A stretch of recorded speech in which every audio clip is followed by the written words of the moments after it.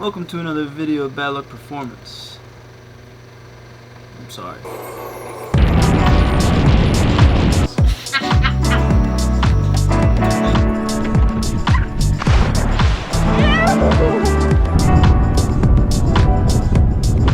Hey guys, it's Nick with Bad Luck Performance again.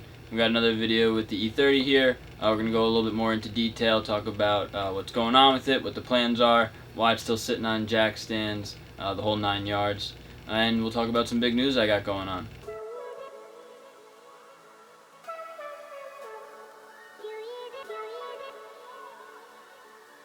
So I actually just recently accepted a new position as a mechanic in a garage that specializes in older European cars. I was, for the last almost 2 years now, a medical assistant in a doctor's office. It was a primary care office. It was a lot of fun. It was a really cool experience. But getting the opportunity like this to work in a garage is, especially at this age with as little responsibilities as I have, it's really honestly a once-in-a-lifetime opportunity. So it was something I couldn't pass up. I definitely had to take some time and think about it. But I decided I was going to do it. So hopefully part of this new opportunity, I'm hoping that I can learn a lot.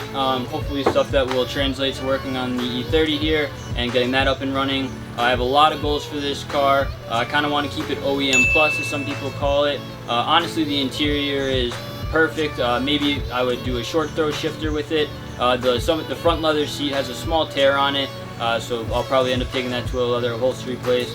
But otherwise, I mean, I love the interior. I'm just going to keep it a classic, 80s, 90s retro BMW. It's perfect. But as far as the engine, I'm going to keep the M20 B25 in there. Hopefully I'll keep the internals stock. I do want to end up turboing it. Nothing too crazy, probably around 10 to maybe 12 PSI. Something a little modest just to help her get around a little bit more. It is an all-wheel drive car, as I've mentioned before, so that'll be cool. Definitely looking forward to getting that done. So I originally bought this car as a project car, if you will. I wanted to learn how to work on cars, get my hands dirty, and figure out how to work on this thing, and it's not going well at all. I dropped a valve cover stud in there. I don't have washers on my head studs. Things are not going good. I definitely have some bad luck with this thing, but we're learning. That's the whole point of it, and it's going to get running eventually, so we're definitely looking forward to that. We have a lot of goals for it. Well, when I first got it, I had no idea what I'm talking about, and I still basically have no idea what I'm talking about. One of the oil lights came on, and I kind of thought, like modern cars, that meant that my oil was bad. I didn't realize that these things have a special tool that you need to use to just reset the oil light, so it basically just triggers every 3,000, 6,000 miles and just says, hey, it's time to do your oil change. I didn't realize that was the case. And it actually kind of worked out in my favor. So I brought my car home. I was like, oh god, I gotta do an oil change.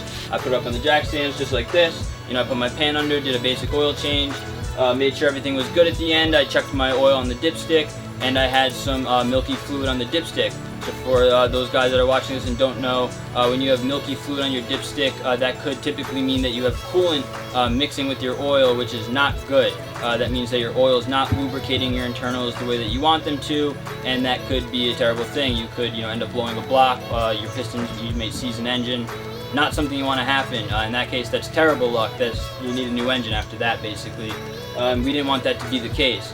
Prior to that, I did know, I brought it to the shop like I had mentioned in the past to get it up and running. I did cheat a little bit, and the guy did mention to me that I had some cylinders that had some low compression. That typically meant that I probably had a blown head gasket in some spots, but like I said, I wasn't seeing any milky fluid. My oil was all good.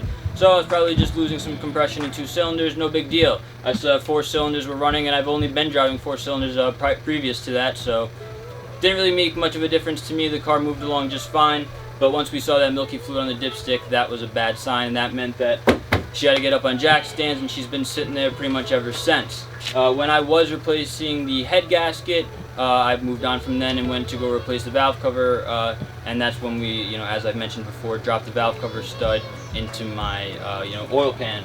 So that's what we're currently in the process of trying to fix and I guess repair.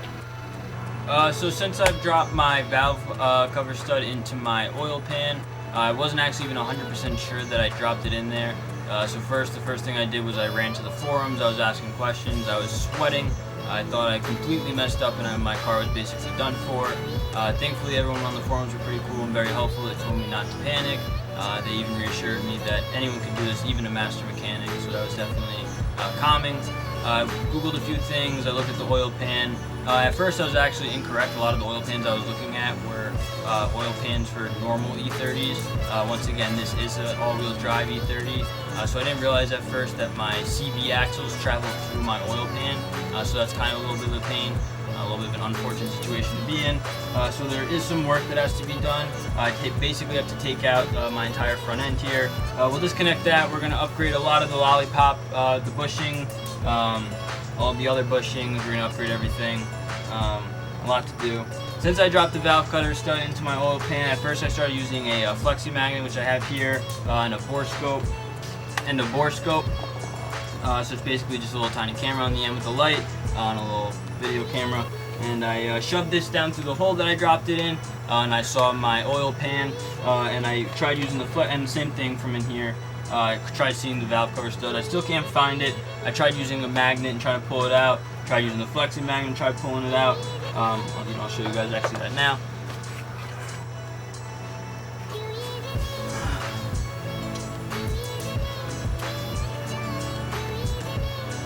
Basically just been moving this around here. That's really cool. We got this out on camera. Hope so, because it'll save us a lot of work. So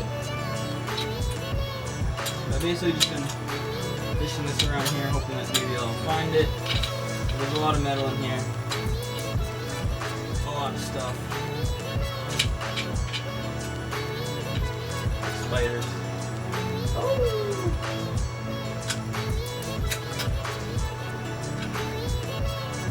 Caught anything. Leave a bunch of oil. Alright.